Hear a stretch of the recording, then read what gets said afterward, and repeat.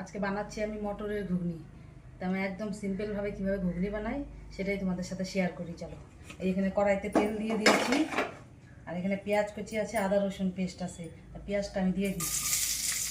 পেঁয়াজটা আমার একটু ভাজা ভাজা হয়ে গেছে, এখন আমি আদা রসুনের পেস্টটা দিয়ে দিব।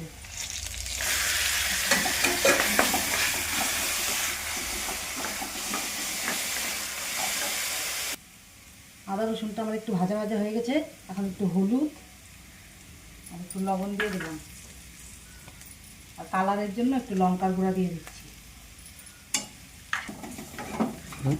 দেখা যাচ্ছে? এখন আমি মটর আলু সেদ্ধটা দিয়ে দিব, দিয়ে কিছুক্ষণ নাড়াচাড়া করে নেব।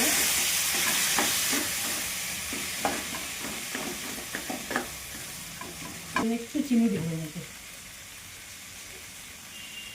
আমি কিন্তু করিনি এর মধ্যে, মশলা ছাড়াই ঘুগনি বানাবো। দিব ঘুগনিটাতে আমি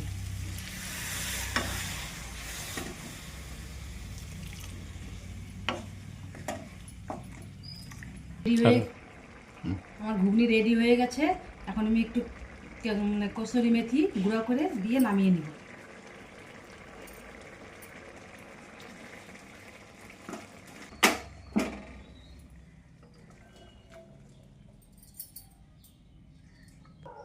অবশ্যই কমেন্ট করে জানাবেন। একদম সিম্পল মশলা ছাড়া ঘুগনি কিন্তু।